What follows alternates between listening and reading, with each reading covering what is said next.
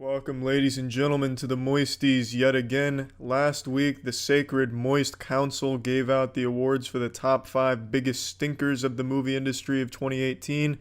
Today, we're looking at the top 5 biggest dinkers because they're gonna make your winky dinker bigger. They're good movies. We're looking at the 5 best movies of 2018.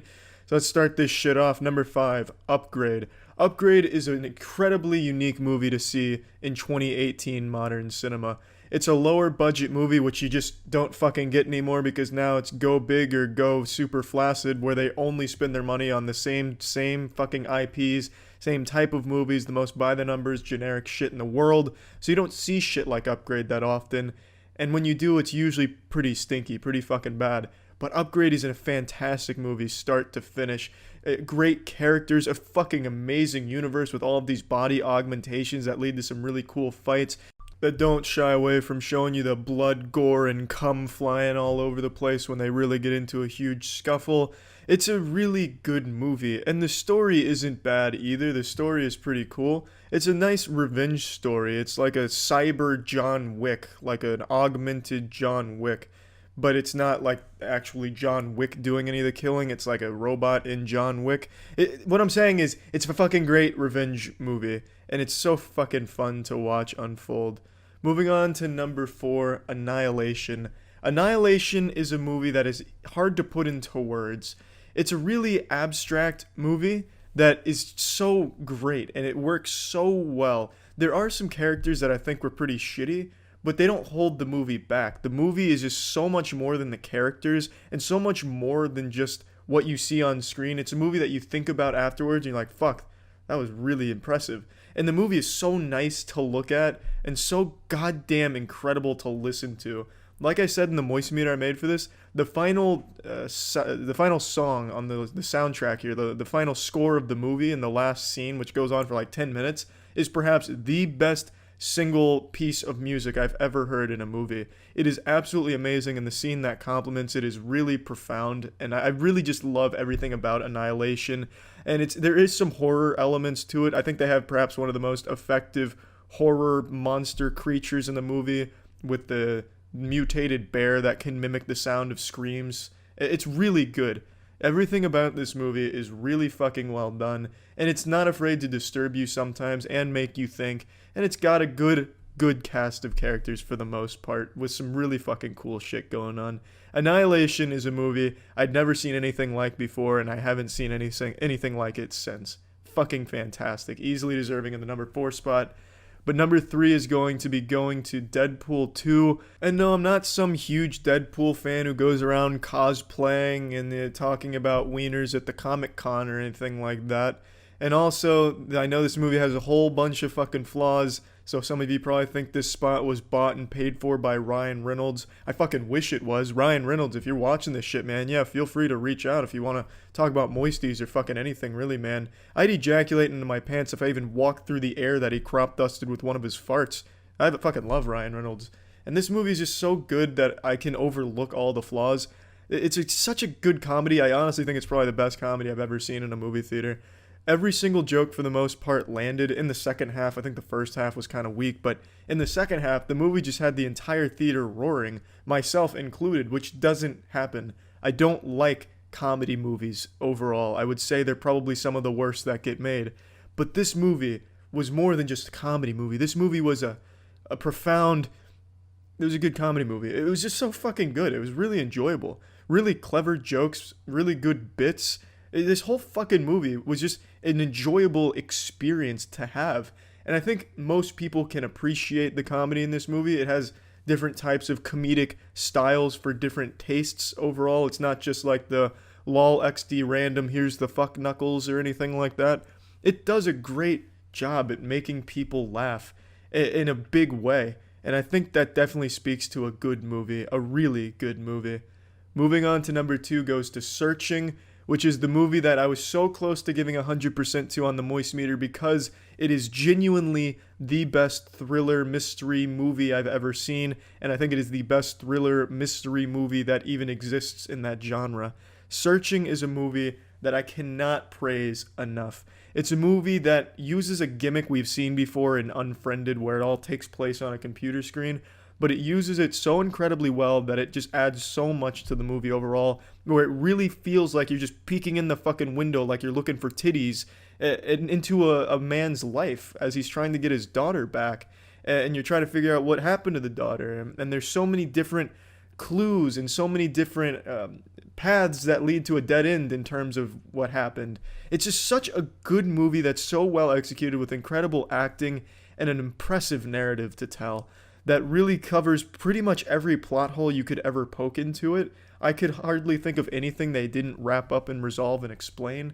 It's just such an incredible fucking movie that it's so goddamn good. I can't stress enough how good of a movie Searching is, nor how well done it is.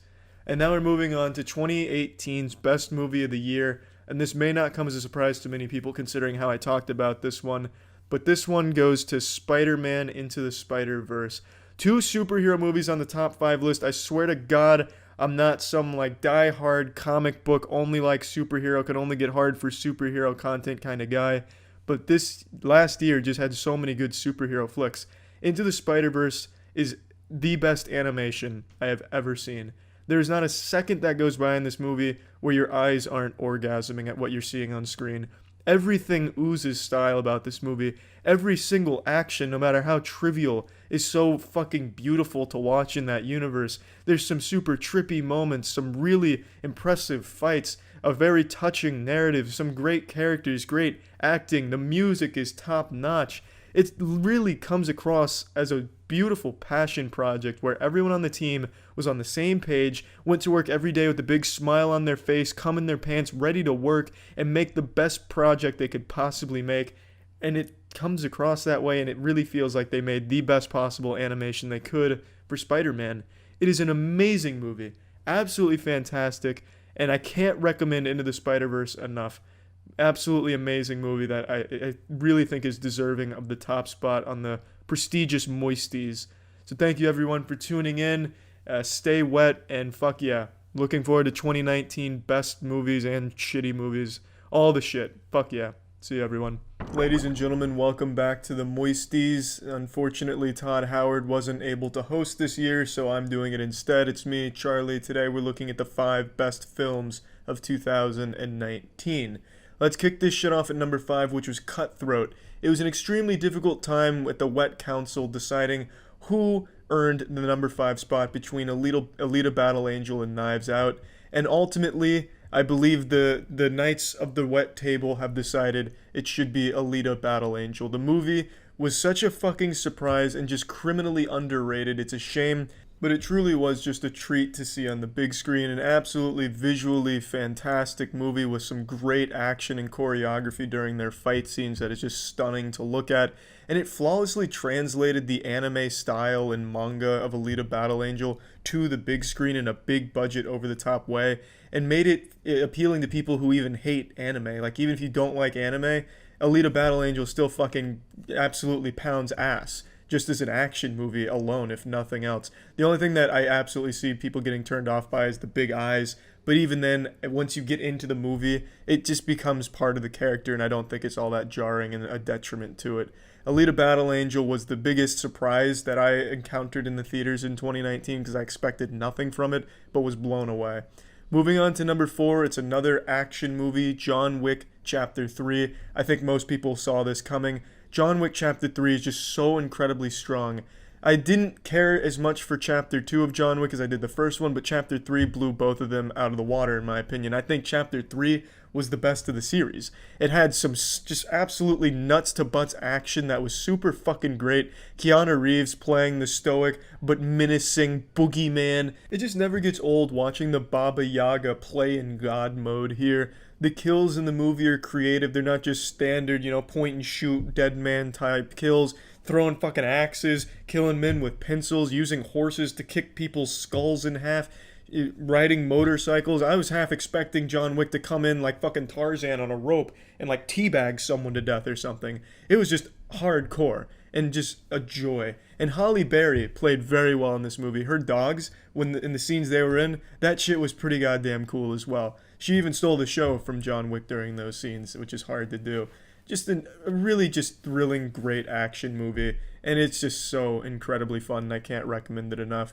Moving on to number 3, it's not an action movie, Marriage Story. Now, I know in the Hollywood Awards and shit, there's always that controversy, do Netflix movies count? Well, here at the Moisties, you bet your fucking ass they count. Marriage Story is a fantastic film, and this really real look into a messy divorce. Jackson wouldn't shut the fuck up about how good the movie was, but I didn't expect it to be this good. I came in thinking, okay, it'll be great acting, yeah, it's a given, I'm expecting that. But I didn't think the story and the characters would rope me in the way they did. At times you're rooting for the husband to be the one that comes out on top, at times the wife, at times you're mad at the wife, and other times you're mad at the husband. It keeps the viewer deciding who they think was in the right, but either way you're feeling sad for what they're going through. Both characters are super well written. Their situation is very tough to look at, especially if you have come from an environment where something like that may have gone down, or you know someone that has. It goes without saying, divorces aren't the prettiest thing in the world, and this movie really shows it in its realest, most blinding light. It was a really, really good movie. And if you like acting and drama, I don't think there was one that did it better than Marriage Story this year. I swear to God, at times I felt like these were my parents divorcing, and then I was the one caught in the middle just watching this movie. I was like, fuck, kind of want to go with Adam Driver, but damn it, Scarlett Johansson, she's making great points. I don't know, this movie just really has an emotional pull, gets you invested, and it's just everything it did really well. Moving on to number 2, Joker. Joker, the most controversial movie human beings have ever even thought of. The most controversial thing that the world has ever seen. Joker. Great film. An incredible performance from Joaquin Phoenix. The movie from top to bottom is just a great, dark, gritty film. It's not this over-the-top, hyper-violent movie where you have fucking tits and blood and guts flying all over the place, fucking colons getting ripped out of assholes. It's nothing like that. It's a very deep look into the mind of an outcast, a psychopath, a lunatic. And it really captures that feeling and shows you just how dark all of those things are, getting to that point. And it makes the viewer sit back, take it in, and never let off the throttle. The movie is just really impressively done from start to finish, and it never really feels like it's trying too hard, you know? It never really goes so deep like we live in a society type shit.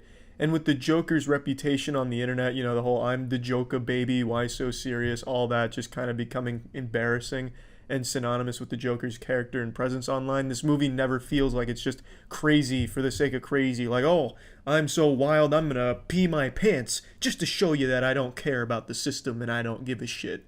It is just really well done. It shows you crazy without it ever being, you know, weird or out of place. It all fits the narrative, and the acting from Joaquin Phoenix really sells the entire narrative of the movie. And it's just a really great movie from no matter how you look at it. It is well shot, it's well made, and it's really engaging. Moving on to number 1, Parasite. Parasite is a foreign film that I don't think a whole ton of people have heard of or seen, and that's a crime. Parasite from Bong Joon-ho is incredible. From everything, its acting, its narrative, symbolism, metaphors, and down to its acting. It is all so beautifully done and well crafted, masterfully crafted even. It's just a joy. It's a movie that's hard to talk about without spoiling anything, but in essence, it's a movie that examines the difference in classes. There's a very wealthy class of people, the upper echelon, and they're needing help, and eventually they get help from the lower class. And then the two worlds collide, and you're seeing a lot of different things from each side here, ultimately leading to a fantastic conclusion, and something that I think viewers would think about well after the movie's concluded. It's a movie you could see 3 times and still pick up on different things. Again, the movie is a foreign film, so it's subtitled in English, and I feel like that's much better, because if it was dubbed, I feel it'd lose an element of what makes it so special. If if fucking 4Kids used one of its 4 voice actors to voice act this, I think it would lose something very important to its core. And I know a lot of people probably don't like reading subtitles, but it's worth reading for this movie to get this experience. This movie has a very impressive narrative it wants to tell you, and it's not only a powerful message, but it's a really fun one too. There's a lot of humor and comedy in this movie that lands very well. It's a movie that you'll laugh with and then also feel some very real things about. It's a really great movie and unlike any other movie I saw this year. So Parasite comfortably takes the #1 spot, earning the Moisty for the best movie of 2019. And that's about it, everyone. Thanks for tuning in to this year's Moisties. That's all. See ya.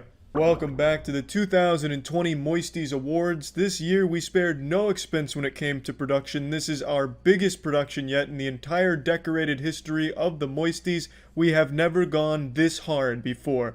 This year we said we're popping our mouths off mama's titties and we're getting wild when it comes to the show we want to put on. Yesterday you saw our picks for the 3 worst movies of 2020. You're probably asking yourself, did any fucking good movies come out this year? And I know you're asking that question because I asked myself that same question because I couldn't think of any. I couldn't think of an answer to that question. Did any good movies come out this year? And then it hit me. Eureka! This year has lasted like an entire decade. Movies I thought came out multiple years ago actually only came out a few months back. So yes, indeed, there were a few movies that came out this year that were good. They weren't all super stinky shitters from Disney, because they really overwhelmed us with bad movies this year. There was actually a few good ones.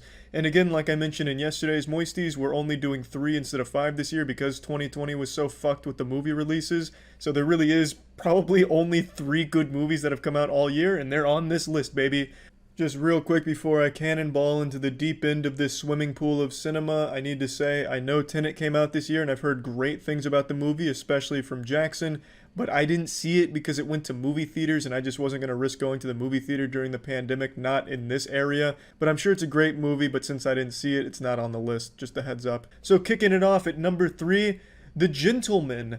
This movie shares its name with the iconic band The Gentlemen, a band that I am happy to be a part of with my boy Troy. We even have a new song coming out this month called I Am Truth. All in all, this film was just a joy to sit through. It had a star-studded cast and they all played very interesting characters. All of them were pretty well written for the most part, and I actually thought the writing was pretty solid. There was a lot of talk about dick, and when I'm hearing penis talk on the big screen in the cinema, I've got a smile on my face, and you definitely get your fill of wiener talks and just references to wieners, so definitely hats off to the writing department there for that one. And overall, I just found the narrative to be enjoyable. I found myself invested in the story and the universe. There were some shortcomings, but it's 2020. This movie basically looks like a fucking masterpiece in comparison to all the other dog shit that came out this year. I just think it was good. Mix of action, mix of good writing, and good characters. I enjoyed it. Moving on to our number 2 spot, taking home the silver medal at this Olympics of cinema, we have The Invisible Man. One of the last movies I was able to wiggle my ass cheeks into a movie theater chair for before movie theaters went extinct, God rest their soul. Invisible Man really caught me off guard, probably one of the biggest surprises I've ever had going to a movie theater, because the trailer made this thing look absolutely abominable. I expected to go in here and laugh at it or take a nap during it, but it was actually really good. I feel bad for the movie though, because someone puked out a terrible trailer and probably killed a lot of interest for the movie for a lot of people. I don't know who did that. They must have hired someone who only specialized in making YouTube tutorials in 2008 using Notepad and 009 sound system. And I'm not trying to tell this company how to do their business, but I would highly recommend not using that person to make your movie trailers going forward. Honestly, you should have just called me up. I made a RuneScape music video in 2006 to the song Dwarf Invasion, and that music video probably would have done a better job of selling your movie, The Invisible Man, than the trailer that guy made for The Invisible Man. It was that bad, it really was. The movie is great though. The movie has a lot more emotion in it, and that's really thanks to the performance from Elizabeth Moss. She really delivers an incredible performance throughout the entire movie, and it's a very heavy message that the movie sends to begin with. It's very heavy subject material, and I really respect how they tackled the theme in such a creative way and made it just such an enjoyable thriller movie. It's this constant battle between Elizabeth Moss and everyone else around her to convince them that this terrible person from her past really is still there. He's just invisible. And she knows that he's there, but no one else seems to believe her. She's going crazy, and then it's this battle between her this actual invisible person and then everyone else. And that's not a spoiler because the trailer tells you that there's actually an invisible man there. It's not like this psychological battle that they play on the viewer. It would be cool if that was the case, where the viewers have left to decide, is there really an invisible man or is it all in her head? But the trailer, of course, spoils you on that, so you already know going in there is an invisible person present in the movie. It's just really good, though. Even knowing that, it doesn't ruin it. It doesn't dampen any of the twists and turns the movie takes. It's able to deliver still a very high-octane, thrilling experience and just a movie that you can get invested in. The Invisible Man was the biggest surprise of the year and one of the best, which is why it's here at number 2. And finally, we move on to the moment you've all been waiting for all year long.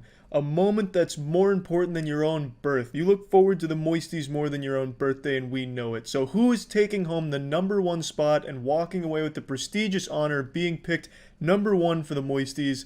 That movie is 1917. I bet the majority of you didn't even remember that this movie came out this year, because most of you probably thought it was a 2019 release, but I double checked.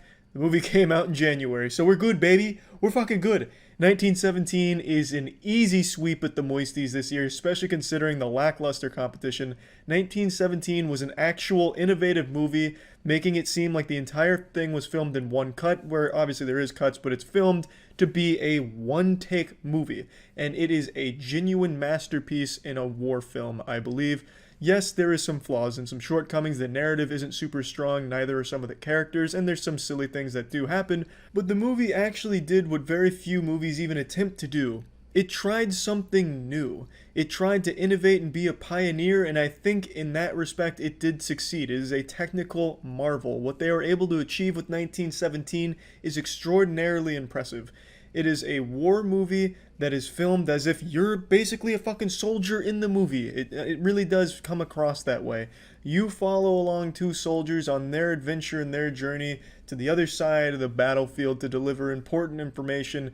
You see bloody battles along the way, terrible shit unfold in front of your eyes, and it all feels like it's all done in one take. And it's fucking cool, alright? I enjoyed it. Yes, the 2 characters are kind of stiff when it comes to how they're written. You don't really know anything about the characters. They're kind of blank slates, but it doesn't matter. You can still get invested in their journey, and it is still an emotional journey full of peril and disaster. And I really fucking liked the movie. There's plenty of things that I'm sure you could pick apart about it, but one thing that I think everyone can agree on is that it's a movie that tries to innovate, and I do think it succeeds.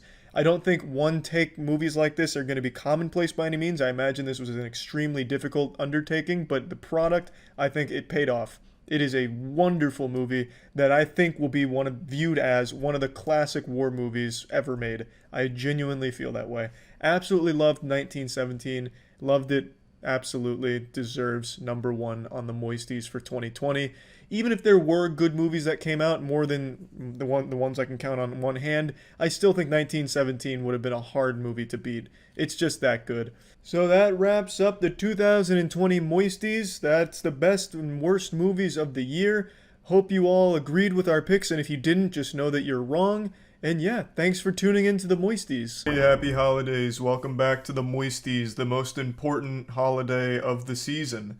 This is the top 5 best movies of the year. We just recently covered all of the turbo stinkers with the 5 worst movies, so let's flip the coin and go to the other side with the best movies that came out this year.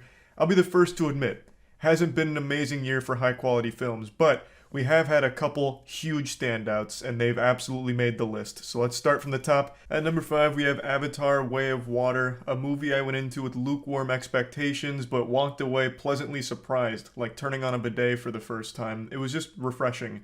I knew that the visuals were probably going to be good, like very good, but I didn't think there'd be some kind of technological breakthrough where James Cameron would be able to redefine visual effects like he did back in 2009, because right now, in this day and age, all movies look unreal with their visuals. So I just didn't think it'd be anything that would like actually blow my mind, and it did. I still don't really understand how James Cameron pulled it off, but the visuals in this movie are unlike anything else that has come before it. It is truly breathtaking. And thankfully it's not a one-trick pony here. This isn't just a 3-hour tech demo showing off beautiful visuals. it is like a very good movie. Like it's a very fun movie where it fixed a lot of the problems I thought the first one had, which is a ton of downtime that was just boring and kind of uninteresting with characters you never really cared about. This movie introduces a ton of new characters, all of which have a pretty decent amount of screen time to flesh them out, and by the end of the movie, you do care about pretty much all of them. Like, it did a really good job of introducing these characters and making you like them. And there's never that downtime that I think is boring. There, of course, is those very slow moments throughout the film. I mean, it's a fucking 3-hour movie. There's, of course, going to be moments where it's not nuts to butts action. And during those times, I never got bored like I did with the first one. And the entire last hour of this film is just a full-blown war. Like, it's just non-stop action and battle. And it's all really, like, really good. It wasn't just like static shooting from behind cover and then like talking. Like there was a lot going on, a ton of moving parts, and a ton of combatants all going at it. So the entire last hour was extremely great, but overall the entire movie I thought was really great as well. Moving on to number 4, this is going to Glass Onion, the new Knives Out movie. It just hit Netflix and I just watched it tonight as of making this top 5 list, and I just really, really enjoyed it. I was a huge fan of the first Knives Out. You might remember that also made the top 5 Moisties back when that was released. And now we have a two-timer here. We have a back-to-back champion for the franchise because Glass Onion makes the number 4 spot here. Glass Onion focuses on the world's greatest detective once again putting his unrivaled wit to the test to solve yet another complex and confounding mystery, this time on an island, a private island where the entire premise was a game where someone is murdered, but that game turns a bit sour when a real murder occurs. This movie's a lot more whimsical and a lot more leaning into the silly side of the genre than the first Knives Out. The first Knives Out, of course, had its like goofy moments and it really leaned into comedy as well there. But this one really does go whole hog on the humor, and I think it does it very well. It certainly lands, and it's a really entertaining and enjoyable movie. The mystery is alive and well, and it's super fun to try and piece together who you think is the killer, who's guilty. Everyone has all of these interesting motives and complex threads woven throughout with plenty of twists and turns that you'd expect from a mystery murder genre movie. Now, I will say at times it feels like I was just watching Blanc on a vacation because he made this shit look like Child's Play. He's like L from Death Note, but with a southern accent, like a southern drawl. In fact, he's more like the One Punch Man of crime. Like, he's able to just show up and be like, yep, I actually know exactly everything that's going on here. So for some people, it might feel like a little too easy for Blanc with this case in particular, but that doesn't mean that it's still not fun for the viewer to try and piece it together themselves, and it's still very rewarding and a very enjoyable ride. So I did very much enjoy it, and I'm super excited for the third Knives Out, because I think they have one more in production. At number 3, we have The Batman. I'm never a big fan of like soft reboots and shit like that, and to make another new Batman played by someone else is an extremely difficult task, especially with something like The Dark Knight already existing. But I thought they did a really good job here with this movie. It of course hits similar beats to Batman movies you're used to seeing because it's fucking Batman, but I think they hit them in different ways. For example, everyone knows Gotham is a shithole, but this is the first Batman movie where I watched it and I'm like, wow, that is a super shithole. Like, that is a plus ultra pile of dog shit city. It shows you just how awful it must be to live in Gotham, how corrupt, gross, even just dilapidated at times and seedy everything is. Like, they really do a good job of making Gotham itself a character in the film where you're like, oh, fucking yucky, ew, Gotham. And then I do think they did a great job with Robert Pattinson as Batman. I thought him being a very, very broody, serious, dark, and even scary Batman worked pretty well. Like, I liked the brutality of, like, the Batman they portrayed here. Now, you might remember my moist meter for the film. One of my big complaints was I didn't really like that Bruce Wayne was also equally emo and broody, whereas usually the Batman I'm used to seeing is Batman is super serious and super scary, and Bruce Wayne is like this eccentric playboy, super wealthy guy, like, hey, I'm fucking all these models, and oh, here's $2,000 that just fell out of my pocket, woo, like going crazy, like just really like happy-go-lucky. It's a stark contrast between Bruce Wayne and Batman, but in this movie, Bruce Wayne is just as broody and dark and grim as the Batman.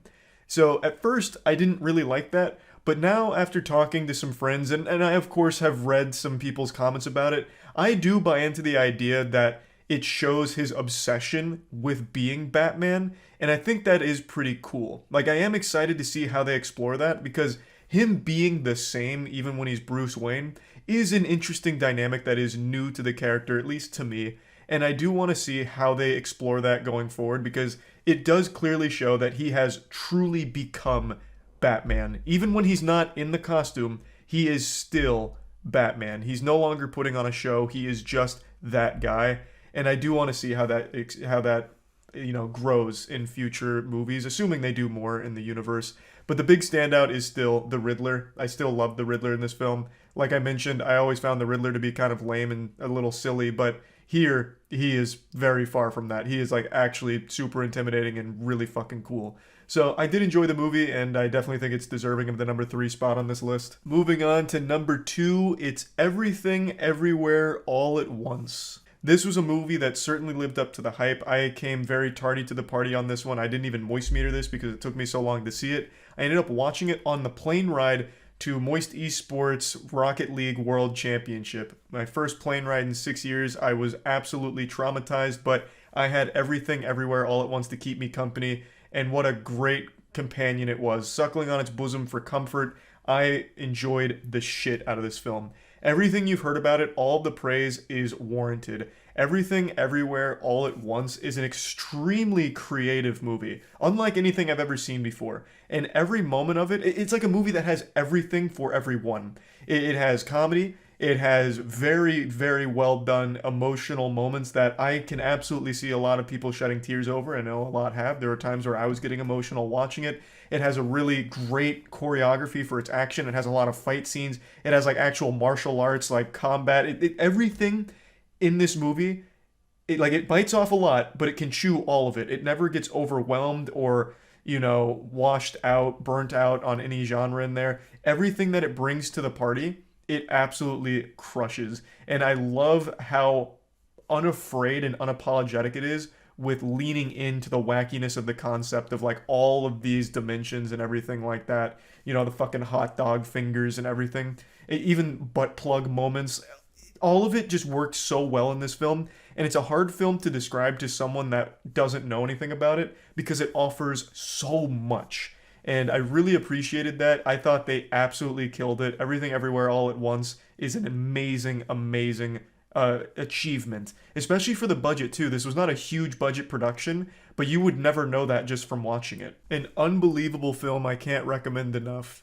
Now moving on to the number 1 spot, the Golden Shower winner. In a surprise to absolutely no one, it's Top Gun Maverick. This movie absolutely exploded, and for good reason. It is just like the most fun, feel good, have a good time, sit back and be entertained kind of movie I've seen in a long time. This movie had one goal and it absolutely achieved it. It just wanted to entertain you. It wanted nothing more than to put a smile on your little face, showing you some tense action, absolutely amazing piloting, a good story, nothing like you've never seen before. The story's not unique or anything, but it's a good narrative that you can't help but get behind.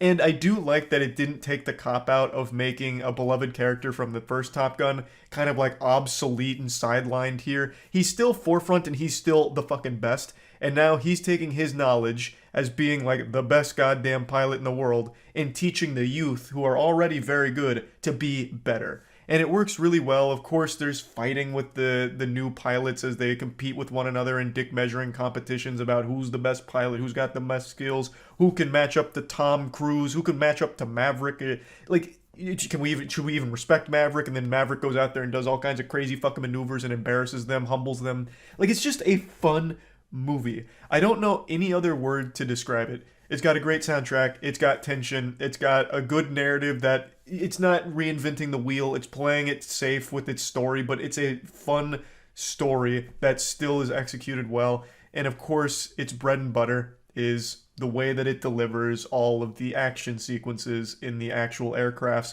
which are masterfully done.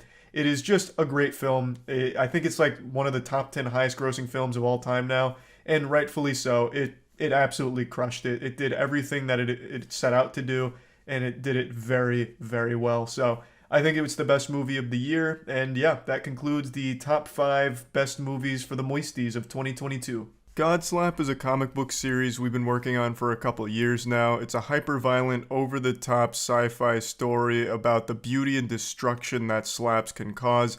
Issue 2 is out right now. It'd make a wonderful Christmas gift, so make sure to check it out at godslapbook.com. Right now, we also have 3 variant covers that are in stock, but the second those sell out, those variant covers will never be restocked, so definitely make sure to pick up a copy today. Over the last couple of days, I told you what the top 5 worst games and worst movies of 2023 were. I fed you a complete meal of knowledge. 2023 had high highs and low lows. It was a year that pumped out some absolute classics and some assics. Like, I'm talking some true turbo-ass trash. In both categories, we saw some horrible movies and some horrible games, and I already told you what the 5 worst were in each category. So now it's only fair I tell you what the best were in each category. But I'm not going to do a top 5 best games and movies list. I'm just going to tell you what the singular best game and best movie of 2023 was, because fuck you. I really just want to talk about the best game and best movie, and why settle for anything but the best? If you're not first, you're last, am I right? So let's go ahead and start with the best movie. I talked about it on stream a little bit, so I'll show you 2 clips there before diving a bit deeper. But this is one that I don't think anyone is expecting me to say, but I'm telling you right now, this is the scientifically correct take for the best movie of 2023. Just ask the big man upstairs. Talk to God tonight and ask him if Charlie was right about the best movie of 2023, and you're going to get a resounding yes. Hey, I don't think I'm going to do a top 5 best games and movies of last year. I just did worst. So here, I'll give you my best movies of last year real quick. Godzilla Minus One, I actually think is my movie of the year. I think Godzilla Minus One is the best film that came out in 2023. I still constantly think about it. I still talk about it. Was actually talking about it today with Jackson on the podcast. This movie is the best Godzilla movie they've ever made, and it is incredible. Like, even if you don't like Godzilla, it is still so good. So good. So I think this is my movie of the year for 2023. And then right behind that would be Oppenheimer. I can even give you some of the wild, wacky numbers, because I just talked about them today. This movie was filmed on a roughly $15 million budget, and right now it's done $81 million at the box office, and you would have no idea that this is a $15 million budget movie. This just goes to show how much bloat there is in Hollywood blockbusters, because for $15 million, this competes with $100 million movies visually. Hands down, easy. It's not like, this doesn't look like a low-budget movie. Not a single goddamn scene in here looks low budget.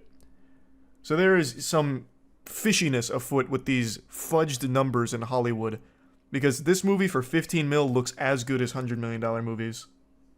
Now, I know some of you might be rolling your eyes like, oh, a giant monster movie being the best of 2023. Talk about the taste of a child. And you couldn't be more wrong. This movie is so much more than just like a giant monster destruction movie. It has so much to it. It is so deep. I think it's probably the most emotional movie of the year. Like, maybe not as emotional as Oppenheimer, to be fair, but it is still very close, and it offers so much. This is one of the few films I watched where I was so excited by it that I actually came and made a whole rant just going crazy over how good it was. Usually if I make a rant video on something I watch, it's about it being terrible. This was about it being terrific. The movie accomplishes a feat that science deemed impossible. They actually made you care about something that wasn't just Godzilla going around fucking things up. You actually get emotionally invested in the human characters because they were extremely well written with a really compelling narrative. It's the first time in any movie of this genre that I can recall actually getting excited when Godzilla wasn't on screen. And when Godzilla shows up, your jaws on the floor are like, no, don't hurt them, please, God, no! Whereas in every other giant monster movie, the humans are just fucking cringe side characters that you just a snooze fest yawning through. You never really care. They're just kind of meat puppets to get stomped on. And you're cheering for Godzilla the whole time like, yeah, flip over that building. Oh yeah, he destroyed the hospital. Woo! Here, when old Godzilla starts stomping around, you're begging him to stop, panicked. Like, no, don't hurt him. Don't hurt these characters. I like them, please, no. And the acting performances are stellar, like actually extremely impressive. The visuals in the film are absolutely beautiful and at times breathtaking. So when Godzilla does show up and he's fucking flexing, slapping buildings over, tail blasting people, picking up trains and shit, and then, oh, good heavens, when he uses his atomic breath, it has never been cooler or more devastating. Like, the score of this film is incredible, and the sound design is unbelievable. So when the atomic breath is used, it is so tense. It's so fucking tense. It'll have goosebumps on your goosebumps. This shit'll put hair on your chest instantly. Like, everything this film set out to do, it nailed. It absolutely crushed it. On such a tight budget, too, I can't believe what they were able to accomplish. I can't recommend this film enough. Even if you hate Godzilla, if you're outside every day with like a picket sign Godzilla with an X through it, like boo Godzilla, boo, I still think you'd probably like this movie. I really do. This film transcends the giant monster movie genre. Like, it's so much more than that. There's so much more meat on the bones here. It's so fucking solid. So yeah, that's 2023's best movie. And yeah, that's really about it. So yeah. When are you going to do your top 5 movies of the year? I'll do it now. That's a good idea. I feel like I already know what my top 5 is going to be, but let's make sure I don't miss anything. Nothing in January, unsurprisingly. That's fuck you, it's January season. Madam Web just barely misses the top 5 best movies of the year. It was close, though. Dune Part 2. There she blows. Great, great, great movie. Oh, Roadhouse. This is the Amazon movie. This movie was actually pretty fun. Not in my top 5 or anything, but I forgot that came out this year. Oh, Late Night with the Devil was really good. I don't think it'll make my top 5, but I'm going to keep it here just in case. I really liked Late Night with the Devil. Monkey Man was good, but definitely not in my top 5. Do you think Craven is worse than Joker 3? Do you mean Joker 2? Because, yeah, it is. What is Pool Man? Chris Pine is in this. Interesting. Don't know that one. You skipped Furiosa. Where was Furiosa? I didn't see it. That's what I was looking for, because I thought it came out somewhere around... Oh, here it is. Nice. Good find. Great, great movie. Did this ever even make back its budget? It didn't do well in the box office. Oh, God. Nah, it lost a lot of money. That's a damn shame. That is a damn shame. Oh, isn't this like... This is one of the highest grossing animated movies of all time. I never even saw Inside Out 2. But I kept seeing the headlines about all the records it was breaking over time. Longlegs is the most overhyped horror movie. Maybe one of just the most overhyped movies ever made. Talking about how it's like the actual scariest thing ever. People will never sleep again. Deadpool and Wolverine I did like. That was very good. I don't think it'll be in my top 5, but I did like it. All the Deadpool movies have been solid. Did not know they had a new SpongeBob movie that came out. Borderlands, nice. Oh, Alien Romulus. I fucking loved Alien Romulus. That actually might be in my top 5. I thought that movie was so good. Transformers 1 was very good. Won't be in my top 5, but it was very good. The Substance might be in my top 5. Oh man, there were some strong movies this year. God, The Substance was really, really good. Oh, it was so unique. So refreshing.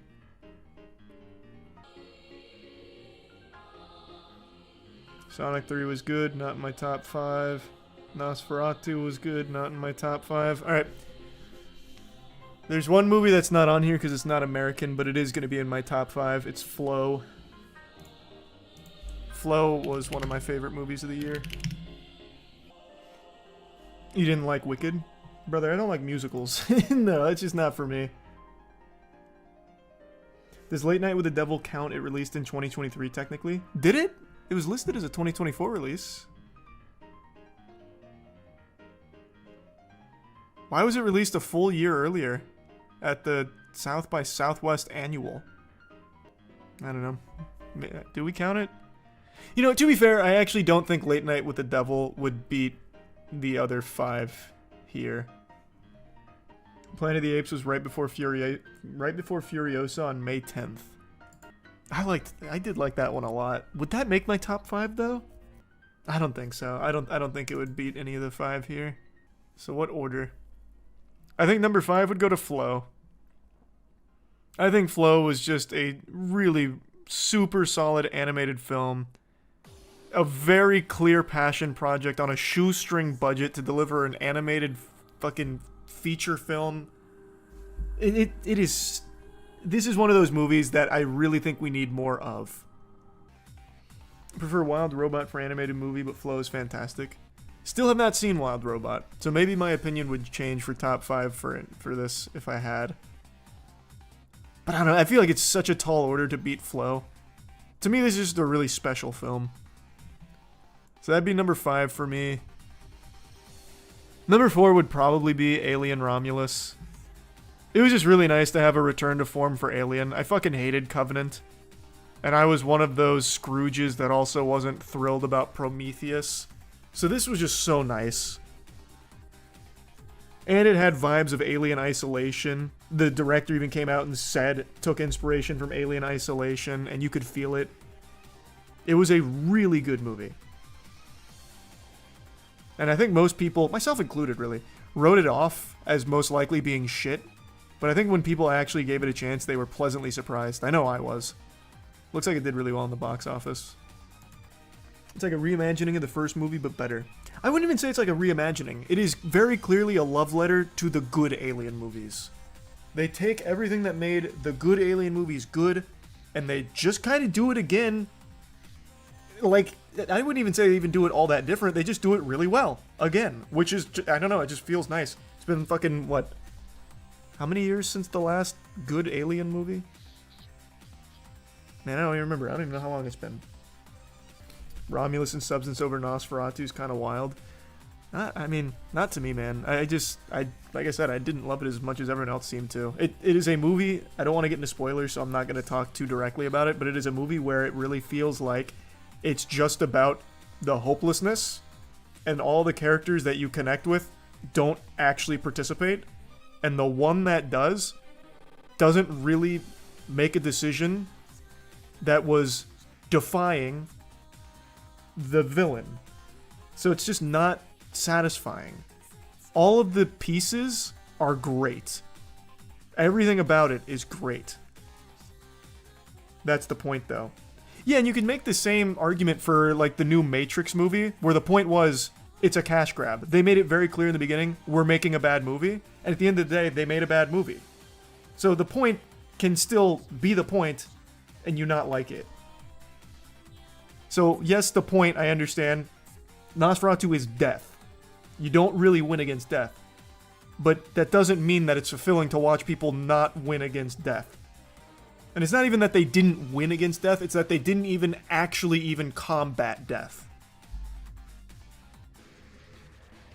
What would go to my third place? Third place would probably be Furiosa. Yeah, I think I'd be comfortable with Furiosa in 3. Chris Hemsworth was definitely in his, like, wacky, zany mood for this whole movie, and it just hits so well in a Mad Max setting. And I don't know, I fucking love Mad Max, and I think Furiosa does it really well. I don't think it does it as well as Fury Road, but that's such a tall order. It was never going to get to that level. But I definitely think that it's very close to. It's too bad it bombed in the box office. It is actually a shame. Because this is the exact kind of movie people want from Hollywood. Practical effects out the wazoo, tons of action, super unique, over the top, doesn't take itself super seriously all the time. Fucking Chris Hemsworth yanks his fucking nipples off. Well, he doesn't do it like with his bare hands or anything, but like, it is a movie that is, it likes being silly, it likes having really great action, it's practical effects, it's fucking, like, it has everything I think people would want from a film. But it just did not do well in the box office, unfortunately. And I do think a piece of that is the marketing was trash for it. They really didn't push the movie like I think they should have. So what would go to number 2? I already know what's going to number 2. It's The Substance. The Substance is Probably the most unique body horror movie I've seen in a while. This is another movie, again. It is fine being really silly sometimes. Fucking Dennis Quaid plays the most over-the-top sleazeball ever. And he is having a great time. And he is selling the character so well. They have these, like, really revolting close-up shots of him eating prawns. He's like, pretty girls. Pretty girls. Pretty girls. Hey! You're old. Ew, ew, ew, old. Hey, buddy, pretty girls. It's so good. It's so good. And the body horror is immaculate. The ending is probably the best ending of any movie of the year. It's a great film. Did this one do well in the box office? Oh yeah, it crushed. Good, it deserved it. And number one, I've been saying it for the last couple months. Dune 2. I just think this movie is absolutely spectacular. I cannot wait for the finale. My number one didn't change over the last couple months. Dune 2 was just too hard to beat. I think it is so fucking strong. I know, I'm very excited for the ending. People have been saying the ending is like really weird. And I'm all about that kind of shit. Let it get as weird as they want it to. As long as it can just... as long as it can just keep the DNA here and stick the landing. Do you not know anything about Dune? I only know Dune from the movies and the show, Prophecy. Never read the books. Didn't know anything about the world, actually, till the movies. Is the Dune show good? I hear nothing but bad about it. I didn't dislike it. I actually thought it was good. Not great. It's definitely not great, but I thought it was good. Maybe it's because I'm super into the Dune world now.